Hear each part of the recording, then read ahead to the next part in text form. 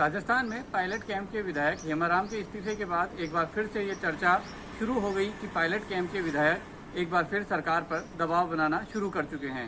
इस दबाव की बात को कहीं ना कहीं आगे बढ़ाया वेद सोलंकी के उन बयानों ने, जिसके अंतर्गत उन्होंने साफ तौर पर कहा कि राजस्थान में जो राजनीतिक नियुक्तियां हो रही है वो ऐसे लोगों की हो रही है जिनका कांग्रेस से कोई लेना देना नहीं है।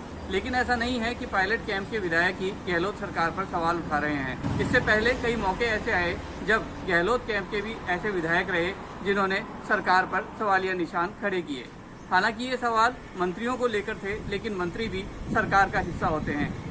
गहलोत कैंप के विधायकों की बात की जाए तो विरोध की शुरुआत की थी बाबूलाल कटुमर ने, जिन्होंने साफ तौर पर मंत्रियों पर आरोप लगाया था कि दलित विधायकों के काम नहीं हो रहे हैं। इसके आगे बढ़ते हुए इंदिरा वीणा ने प्रदेश अध्यक्ष गोविंद सिंह डोटासरा पर सवाल खड़े कर दिए। इसके बाद विधानसभा में जिस तरीके से विधायक अमीन खान ने सीधे तौर पर प्रदेश अध्यक्ष गोविंद सिंह डोटासरा पर एक बार फिर सवाल खड़े किए, तो वहीं हाल ही में हेमाराम प्रकरण के बाद में जिस तरीके से बाड़मेर के ही पचपदरा के विधायक मदन प्रजापत ने अपनी सरकार के मंत्री पर सवाल उठाया। मैंने मंत्री जी को डेली को सैकड़ों बार कर लिया, आज कर दूंगा, आज कर दूंगा, और लिस्ट आगे नहीं आया। दलितों की नहीं हुई, दलितों नहीं हुई। तो इसमें मैं ये समझूंगा या तो दलित विधायकों काम नहीं करते या दलित कर्मचारी काम नहीं करते, दोनों काम नहीं हो रहे। और केवल रघु शर्मा और वो बीडी कल्ला है, उसकी भी शिकायत है। न तो इंजीनियर काम कर रहे, न ईएन काम कर रहा, न जीएन काम कर रहा। और मैंने कह दिया हटाओ, कोई अच्छा आदमी लगाओ, हम लोग को नाम भी नहीं पता, मैंने हटाओ अच्छा आदमी लगाओ, तो वो भी नहीं हो पा रहे। सभापति महोदय, ये देश गरीब है और ये गांधीवादी देश है। इन मंत्रियों के पास भी बहुत ज़्यादा फर्नीचर, आराम, मौज करने का नहीं होना चाहिए। सादगी से इनको भी रहना चाहिए। एक एमएलए को मंत्री 2 दिन मुगालता करता है कि मेरी तबीयत नरम है, तो ये क्या है? मंत्री इस गरीब आवाम को निहाल करेंगे। इसको नहीं ना बे, मेरे वाले तो रह गए ना, उस प्रपोजल में नहीं गई ना, तो फोन ही चला गया कि मुझे चाबी कैसे पाएंगे आप? आज भेज देना उसमें कुछ अलग से जोड़ रहे थे। हाँ तो उसमें जो तो एजेंडा जा रहा था, रोज जा रहा है, आज वो भी मिल जाएगा। लाइव चले लाइव होता था, कुछ चला होगा, सरकार को बचाया था, मालिक ये थोड़ी सोच के बचाया था, ये दिन देखने पड़ेगा।